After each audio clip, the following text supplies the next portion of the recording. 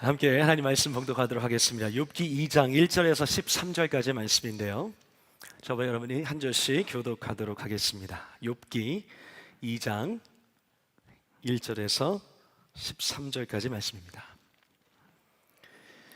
제가 한 절 읽고 여러분이 한 절 읽도록 하겠습니다. 하나님의 말씀입니다. 또 하루는 하나님의 아들들이 와서 여호와 앞에 서고 사탄도 그들 가운데에 와서 여호와 앞에 서니. 2절 시작.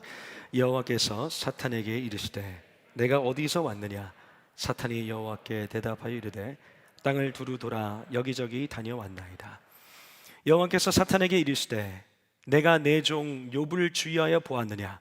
그와 같이 온전하고 정직하여 하나님을 경외하며 악에서 떠난 자가 세상에 없느니라.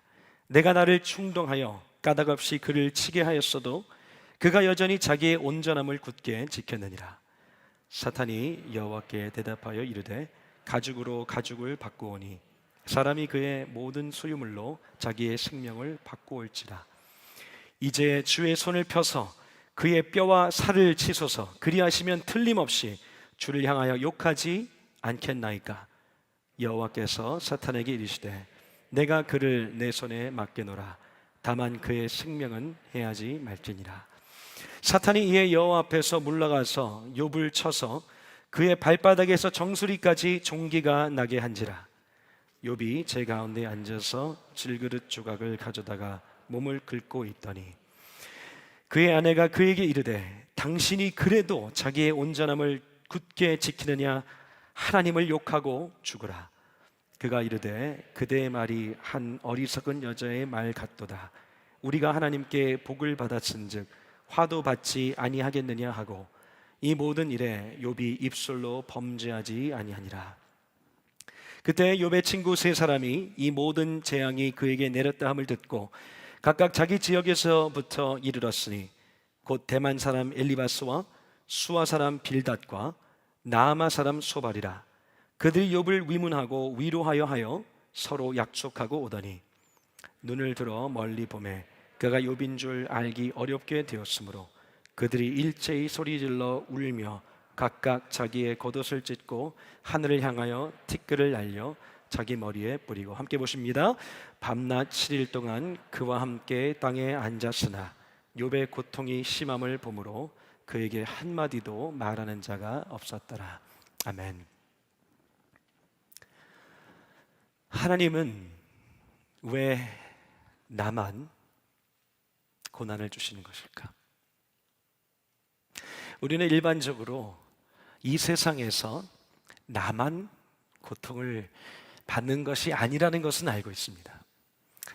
그러나 고난과 고통이 우리에게 찾아올 때는 이 세상의 수많은 사람들은 다 괜찮아 보이고 나에게만 이 일이 일어난 것처럼 느껴지곤 합니다. 나만 이렇게 힘든 일을 겪어야 되는 이 상황 속에서 결국 우리는 고통과 고난은 다른 사람의 임한 것보다 나에게 임한 것이 훨씬 더 중요하다는 것을 많이 깨닫습니다. 극단적인 표현으로는 분명히 암이라고 하는 질병은 매우 큰 일이지만 다른 사람에게 일어난 그 암보다 내 손가락에 종이로 비어있는 이 아픔이 더 크게 느껴지기 마련이라는 것입니다. 이처럼 고통과 고난은 매우 나 중심적인 관점을 갖게 합니다. 나에게 집중된 이 시간이 저물어 갈 무렵에 사람들은 보편적으로 신의 존재를 생각합니다. 신앙 안에 있는 사람들은 하나님께 질문하기 시작합니다. 하나님은 분명히 능력이 있으셔서 이 고통을 나에게 면하게 하실 수 있었을 터인데 왜 그러지 않으셨을까? 하나님 분명히 이것을 막으실 수 있었을 터인데 왜 그러지 않으셨을까? 신앙 밖에 있는 사람들 역시 동일한 질문을 합니다. 이 세상에 존재하는 수많은 아픔들, 고통들을 떠올리면서 만약 신이 존재한다면 왜 그는 이 고통과 눈물을 멈추지 않는가? 왜 이 고통과 눈물을 제한하지 않는가 질문합니다. 우리는 이와 같은 매우 복잡하고 심오한 질문을 간단하고 심플한 답변으로 답할 수 없습니다. 그러나 적어도 오늘 이 시간 우리 모두가 욥기 2장 말씀 앞에 엎드려서 하나님께서 욥기 2장을 통해서 드러내시는 고난 가운데 역사하시는 하나님의 그 음성을 듣는 은혜가 있기를 바랍니다. 우리는 이 시간을 통해서 제일 먼저 하늘의 대화, 두 번째 도전의 결과, 그리고 세 번째 고난의 평화, 고난 후의 평화, 이 세 가지를 나누려고 합니다. 우리가 함께 만나게 되는 이 욥기 2장의 말씀을 통해 고난에 대한 모든 답변을 이 시간 다 할 수 없을지 몰라도 하나님께서 우리 한 사람 한 사람에게 주시는 그 음성을 들을 수 있기를 소망합니다. 우리 함께 2장의 말씀으로 들어가야 될 것 같은데요, 2장 1절에서 3절 말씀을 다시 한번 보도록 하겠습니다. 저와 여러분이 한 절씩 교독하도록 하겠습니다. 2장 1절입니다. 또 하루는 하나님의 아들들이 와서 여호와 앞에 서고 사탄도 그들 가운데 와서 여호와 앞에 서니. 2절 함께 보십니다. 시작. 여호와께서 사탄에게 이르시되 내가 어디서 왔느냐? 사탄이 여호와께 대답하여 이르되 땅을 두루 돌아 여기저기 다녀왔나이다. 여호와께서 사탄에게 이르시되 내가 내 종 욥을 주의하여 보았느냐? 그와 같이 온전하고 정직하여 하나님을 경외하며 악에서 떠난 자가 세상에 없느니라.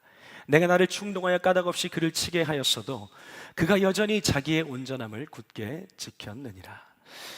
자, 우리 1장에 이어서 사랑의 청년부는 추석 전주부터 욥기를 10주 동안 함께 나누고 있는데요, 그 전 시간에는 이와 비슷한 광경을 살펴보았습니다. 다시 한번 이 천상의 대화를 우리는 엿보게 되는데요, 사탄이 하나님 앞에 모여든 영적인 존재들 가운데에서 있는 그 광경 속에 하나님은 사탄을 도전하십니다. 사탄에게 질문하십니다.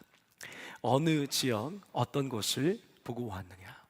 내 종 욥을 유하여 보았느냐? 하나님께서는 욥이 하나님을 경외하고 온전한 마음을 가진 사람이라고 말씀하십니다. 그러자 사탄은 그런 욥이 하나님이 생각하는 그런 존재가 아닐 것이라고 도전을 하기 시작합니다. 그런데 이 천상의 대화를 살펴보는 가운데 우리는 어쩔 수 없이 이 욥이 겪은 여러 가지 고통과 고난의 시작이 결국은 하나님께서 사탄이 이렇게 해도 된다라고 허용하셨기 때문이 아닌가라는 인상을 갖게 되는 것입니다. 하나님께서 이렇게 질문하셨고 하나님께서 이렇게 해도 된다라고 하셨기 때문에 이런 고통이 찾아온 것이 아닌가라고 우리의 심령 속에 새겨지게 된다는 것입니다. 그런데 중요한 것은 성경에서 이 하나님과 영적인 존재들이 함께 있는 이 천상의 대화가 여기에만 등장하는 것이 아니라는 것입니다. 우리 열왕기상 22장 말씀 함께 볼 텐데요, 좀 긴 말씀이지만 중요하기 때문에 제가 한번 봉독할 때 여러분 눈으로 따라 보시기 바랍니다. 열왕기상 22장 말씀입니다.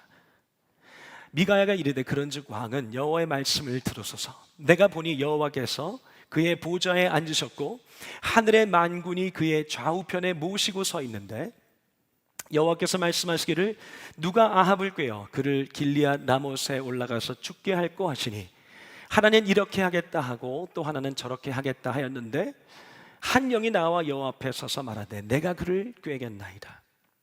여호와께서 그에게 이르시되 어떻게 하겠느냐? 이르되 내가 나가서 거짓말하는 영이 되어 그의 모든 선지자들의 입에 있겠나이다. 여호와께서 이르시되 너는 꾀겠고 또 이루리라. 나가서 그리하라 하셨은즉 이제 여호와께서 거짓말하는 영을 왕의 이 모든 선지자의 입에 넣으셨고 또 여호와께서 왕에 대하여 화를 말씀하셨나이다.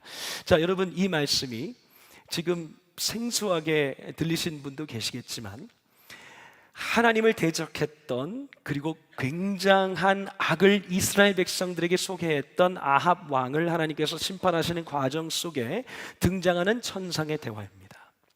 이처럼 천상의 대화가 등장하는 것은 다니엘서 7장에도 나오고요, 이사야 6장에도 나오고 요한계시록에도 나오고 다양한 장면에서 시편 82편에도 등장하고 영들 가운데 계신 하나님의 모습이 나타납니다. 분명히 하나님께서 그 과정 한가운데 계시는 것이 맞습니다. 그런데 이 과정들이 과연 이 모든 악과 고통과 고난이 하나님으로부터 시작된다는 것을 이야기하고자 함이라고 할 수 없는 이유는 성경 전체에서는 분명히 하나님께서 악을 일으키시는 분이 아니라고 선포하고 있기 때문입니다. 이 세상에 존재하는 악과 그리고 그 악이 만들어내는 고난과 고통은 하나님께서 인지하고 계시지만 이것이 하나님으로부터 시작하는 것이 아니라 허용되어 있는 것이라는 것입니다. 이 천상의 대화가 하나님을 악의 뿌리로 묘사하는 것이 아니라 우리로 하여금 이 이해 다 할 수 없는 상황 가운데서 우리의 수준에서 하나님은 과연 어떠한 상황 속에 계시고 어떠한 역사를 하고 계신지를 보여주고 있다는 것입니다. 야고보서 1장 13절 말씀 함께 보겠습니다. 함께 한 목소리로 합독할 텐데요. 야고보서 1장입니다. 시작. 사람이 시험을 받을 때에 내가 하나님께 시험을 받는다 하지 말지니 하나님은 악에게 시험을 받지도 아니하시고 친히 아무도 시험하지 아니하시느니라. 자, 여러분, 성경은 분명히 이야기하고 있습니다. 하나님은 시험하시는 분이 아닙니다. 이 모든 고통과 악의 뒤에는 모든 고난과 고통이 사탄의 잘못이라고 하는 것은 아닐지 모르지만 사탄은 분명히 태초부터 지금까지 계속해서 인간의 삶 가운데 악을 종용하고 시험을 강요하고 사람들을 넘어뜨리게 하는 역할들을 꾸준하게 해왔습니다. 역대상 21장 말씀 함께 보도록 하겠습니다. 사탄이 일어나 이스라엘을 대적하고 다윗을 충동하여 이스라엘을 계수하게 하니라. 이것은 마태복음 4장에 나와 있는 것처럼 예수님을 유혹했던 사단의 모습과 가룟 유다를 충동하여 예수님을 팔아넘겨뜨렸던 그 사탄의 모습과 사도행전 5장의 말씀처럼 아나니아를 충동하여 그 팔았던 소유 중에 얼마를 감추게 한 이 세상에 존재하는 악과 고통과 고난의 뿌리 속에는 분명히 사탄이 있음을 나타내주고 있는 것입니다. 그렇다면 이 천상의 대화가 하고 있는 기능은 무엇일까요? 바로 이 모든 악이 진행되는 가운데에서도 우리 하나님이 제한하시고 허락한 만큼만 이루어지고 있고 이 모든 것들의 경계선을 지키시고 계시는 분이 있다는 것을 보여주는 것입니다. 이 천상의 대화의 목적은 우리로 하여금 하나님이 이렇게 나를 만들었다라고 하는 것을 보여주기 위함이 아닙니다. 그 어떤 고통과 고난도 하나님께서 정하신 경계가 있다는 것을 나타내주기 위함이라는 것입니다. 그 어떤 악과 고통과 고난도 우리 하나님의 인지 속에서 잊혀졌거나 하나님께서 미처 모르고 계셨구나, 하나님이 손쓸 수 없는 정도였거나 우리 하나님께서 깜빡하고 넘어가신 그런 순간은 단 한순간도 없었다고 하는 것을 보여주고 있는 것입니다.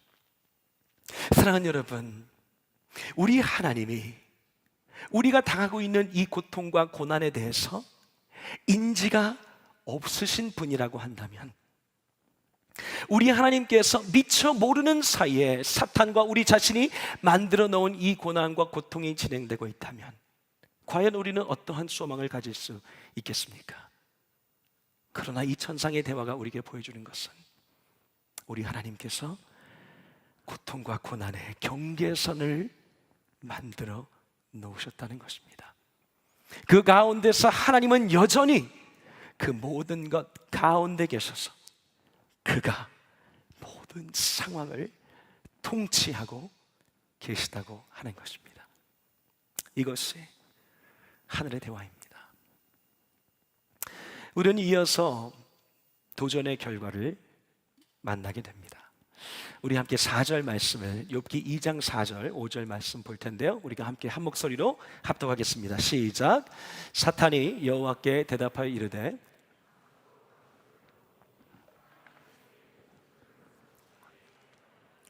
5절 이제 주의 손을 펴서 그의 뼈와 살을 찢소서 그리하시면 틀림없이 주를 향하여 욕하지 않겠나이까. 자, 이제 이 천상의 대화가 진행되면서 우리에게 보여지는 모습은 사탄의 도전입니다. 근데 사탄의 도전이 어떤 내용일까요? 분명히 욥은 가죽으로 가죽을 바꾸겠습니까? 하나님께서 욥에게 주셨던 그 고난은 욥에게 당한 것이 아니었습니다. 욥의 소유에 대한 것이었습니다. 다른 사람에 관한 것이었습니다. 가죽 대 가죽으로 욥 자신을 치시면, 욥에게 가장 소중한 것을 치시면, 욥에게 가장 친밀한 것을 가져가시면 분명히 욕할 것입니다 라고 도전하고 있는 것입니다. 하나님은 이 도전에 대해서 이렇게 답하십니다. 그렇지 않아. 욥은 가장 소중한 것이 사라질지라도, 나에게 가장 중요한 것이 없어질지라도 나를 경외하고 나를 향한 온전한 마음이 있을 거야. 그 모든 것이 사라져도 나는 하나님이 있으면 된다라고 하는 그 마음이 욥 가운데 있을 거예요. 사탄은 대답합니다. 그렇지 않을 겁니다. 하나님이 이 모든 걸 가져가시면 욥은 하나님을 분명히 욕하게 될 것입니다. 하나님은 아니야. 욥은 그런 존재가 아니야. 바로 그 상황 가운데 하나님은 사탄의 도전을 받아들이십니다. 그래, 가죽 대 가죽으로 그의 가장 소중한 것, 그 자신을 쳐도 괜찮지만 네가 할 수 있는 것은 여기까지야 라고 말씀하십니다. 그리고 욥에게 그 전에 상상할 수 없었던 고난과 고통이 찾아옵니다. 여러분, 이 고난과 고통이 허락된 이유가 무엇입니까? 이것은 궁극적으로 하나님께서 욥을 미워하시고 욥을 곤란하게 만들고 욥이 이해할 수 없는 그 욥의 어떠함을 처단하시기 위함이 아니라 사탄이 틀렸고 욥이 그런 존재가 아니라는 것을 증명하고 나타내기 위함이었다는 것입니다. 이 모든 시험과 이 모든 고통과 고난의 시간의 이면 속에는 하나님께서 여전히 하나님이시고 이 모든 과정이 욥이 하나님만 있으면 설 수 있는 그 온전한 존재임을 증명해내는 역할이 있었다는 것입니다. 고난은 우리에게 여러 가지 질문을 갖게 합니다. 그러나 적어도 우리는 욥을 통해서 이 모든 시간들이 고난을 당하고 있는 그 대상을 하나님께서 미워하심이 아니라 사탄이 바로 그 대상을 혐오하고 있기 때문임을 우리는 알 수 있습니다. 이 시간이 의미 없이 지나가는 그런 시간들이 아니라 결국 우리의 삶에는 모든 소중해 보이는 것들이 떠나갈지라도 우리의 삶 가장 깊은 곳에는 하나님을 경외하고 하나님을 향한 그 온전한 마음을 가지고 있음을 증명할 수 있는 기회로 등장한다는 것입니다. 이런 도전 앞에 아내와 친구들은 이렇게 반응합니다. 아내는 이 모든 고통과 고난을 겪는 욥을 향해서 그냥 하나님을 저주하고 죽으라, 하나님을 저주하고 죽으라 라고 대답하고, 먼 지방에서 찾아온 친구들은 7일 동안 그저 하염없이 눈물밖에 흘릴 수가 없습니다. 그들이 해줄 수 있는 것이 아무것도 없었던 것입니다. 바로 이것이 이 고통과 고난을 겪고 있는 사람들이 할 수 있는 유일한 것들입니다. 아내와 같이 하나님을 원망하고 저주하며 하나님이 뭔가 잘못되어 있을 거야, 하나님이 나한테 이러시면 안 돼라고 말하면서 하나님을 내가 할 수 있는 것과 할 수 없는 것으로 평가하기 시작합니다. 나에게 가장 소중한 것들이 없어지는 그 순간 하나님은 나에게 이러시면 안 돼라고 하나님을 원망하고 하나님 앞에 하나님의 선하심을 공격하기 시작합니다. 내가 진짜로 하나님을 경외하고 온전한 마음을 가졌던 이유는 하나님이 나에게 좋은 것을 주셨기 때문이라고 하는 그 사탄이 옳았다는 것을 증명해내기 시작합니다. 이 세상의 사람들도 마찬가지입니다.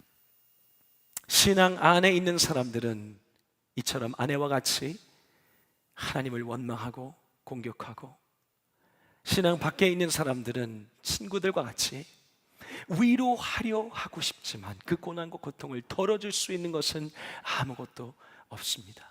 그저 잊어버려라, 그저 네가 참아라, 그저 다른 것들을 해보자, 그저 여행을 가자, 그저 다른 데로 떠나보자, 그저 내가 다른 사람을, 그저 다른 물건을, 그저 다른 상황을 만들어주고 노력해보지만 그것들이 소용없다는 것을 여러분과 제가 더 잘 알고 있습니다.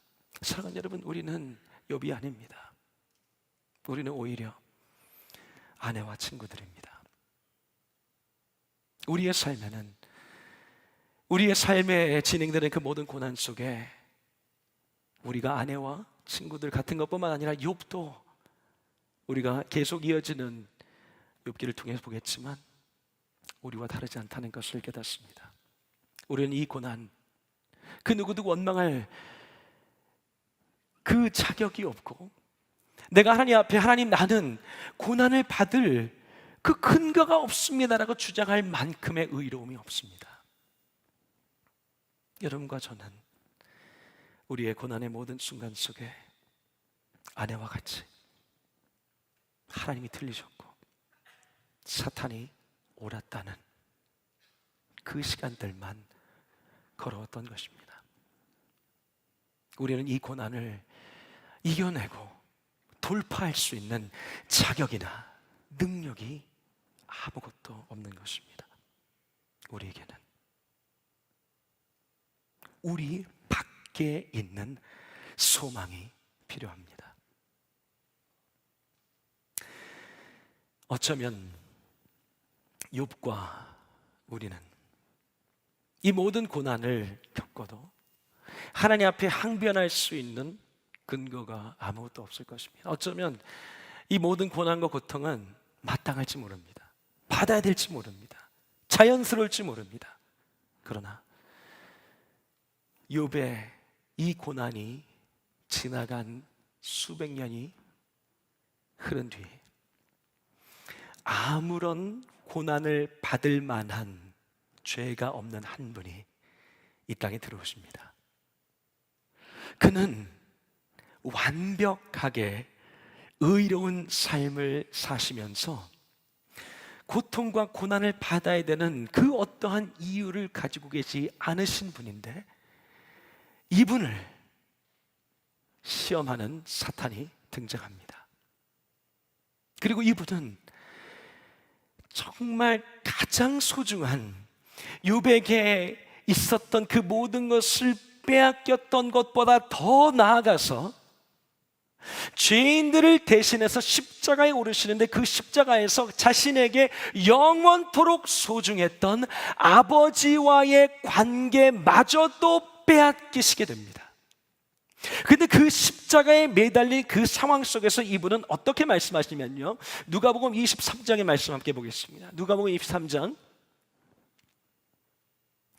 달린 행악장 중 하나는 비방하여 이르되 내가 그리스도가 아니냐, 너와 우리를 구원하라 하되 라고 말하면서 십자가에 매달려서 양옆에 있는 죄인들이, 그 중 하나가 그를 비방하고 하나님을 저주하고 네가 내려오라고 하는 그 말을 듣고도 하나님을 비방하지 않고 오히려 이렇게 대답하는데요, 누가복음 23장 이렇게 고백하고 있습니다. 하나님께서, 예수께서 큰 소리로 불러 이르시되 아버지여 내 영혼을 아버지 손에 부탁하나이다 하고 이 말씀을 하신 후 숨지시니라. 사랑하는 여러분,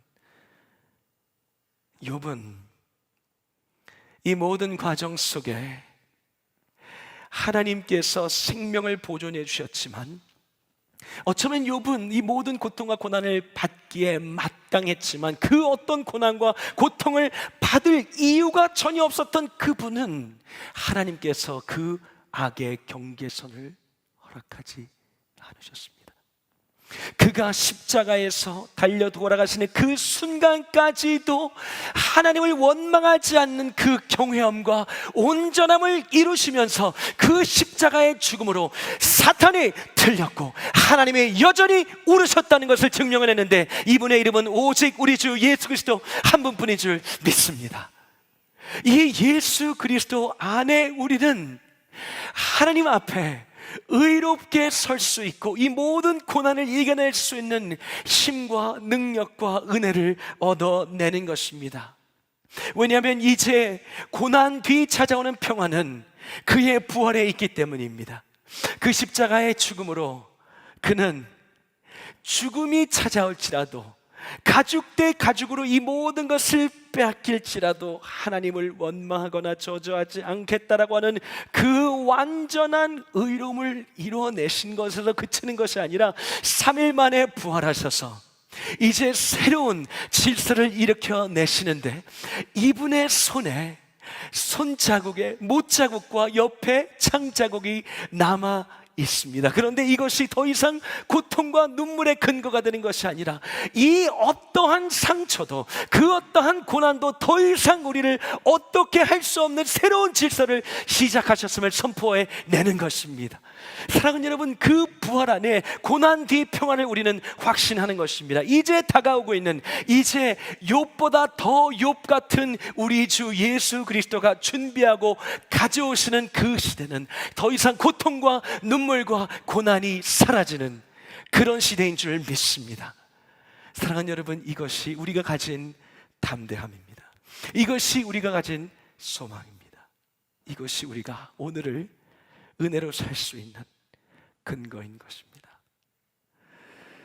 그의 은혜 속에 우리는 하나님이 이 모든 시간 속에 우리를 미워하시거나 악을 어쩔 수 없었던 것이 아니라 우리 안에 그 예수 그리스도의 온전함을 나타내시고 사탄이 틀렸다는 것을 증명해내시는 그 시간으로 사용하시는 줄 믿습니다. 왜 나만 고난을 겪는 것일까요? 왜 하나님은 이 고통과 눈물을 멈추지 않으시는 걸까요?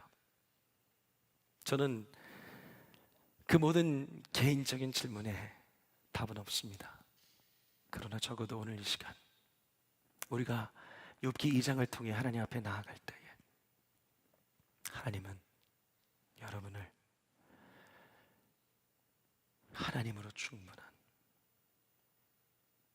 예수님으로 충분한, 그리고 이제 지금의 이 고통과 눈물이 나를 예수님의 손자국과 창자국이 더 이상 예수님을 더 괴롭힐 수 없는 것과 같은 그 소망으로 인도해 내심을 증명해 내실 것입니다. 이 고통과 고난의 시간이 여러분을 하나님 안에서 반짝이게 만들 것입니다. 오늘 이 말씀을 통해 우리의 삶을 다시 한번 주님께 드릴 수 있기를 바랍니다. 제일 먼저 우리의 교만과 높아진 마음들을 내려놓읍시다.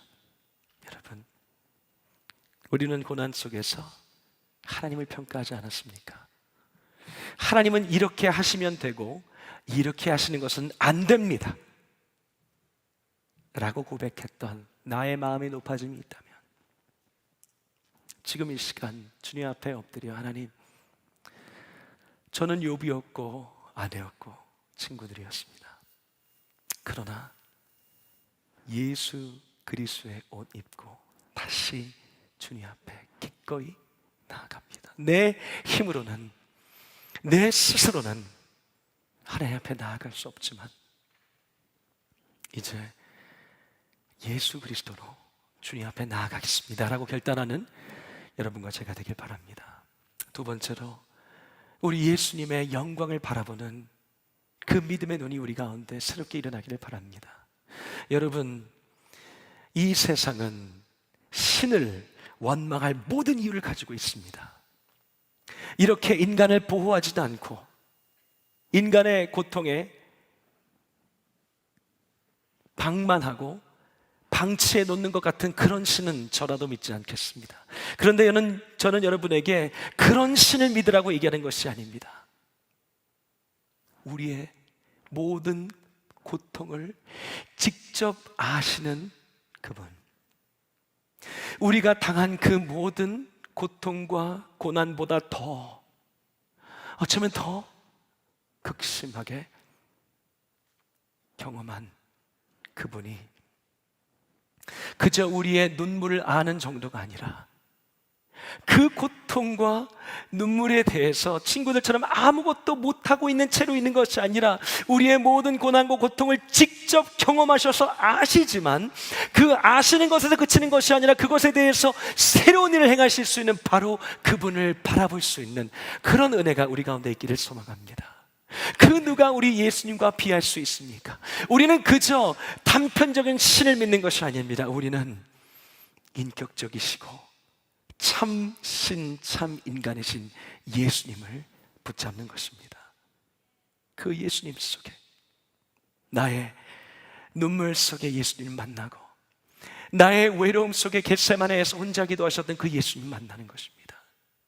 내가 거절당하는 그 순간 속에 모든 사람들에게 배반당하고 심지어 베드로에게까지도 거절당하셨던 그 예수님을 우리는 아는 것입니다. 바로 거기에서 그치지 않고 우리의 눈물을 닦아주시고 사탄을 멸절하고 심판하실 승리의 왕으로 오실 그 예수님 바라보는 여러분과 제가 되기를 소망합니다. 마지막으로, 오늘 이 시간 남들에게 다 이야기하진 못했지만 마음 깊은 곳에 이해할 수 없는 고난과 고통으로 하나님을 향한 원망과 여러 가지 상하고 해통하는 심령 가지고 계시던 분들이 계시다면 지금 이 시간 주의 음성을 들으시기를 바랍니다. 하나님이 여러분을 미워하시는 것이 아닙니다. 하나님이 바로 그 고난 속에 여러분을 만나시고 새롭게 하셔서 영광의 도구로 사탄이 틀렸음을 나타내실 것입니다. 지금 이 시간 우리 모두가 하나님, 이 모든 것이 사라져도 나에게 진정으로 필요한 것은 주님이었습니다. 주님이면 충분합니다. 그 주님으로 이 시간을 걷겠습니다. 우리 주님의 경계선을 바라보겠습니다. 그 믿음의 결단으로 새롭게 일어날 수 있는 저와 여러분이 되기를 주님의 이름으로 축복합니다.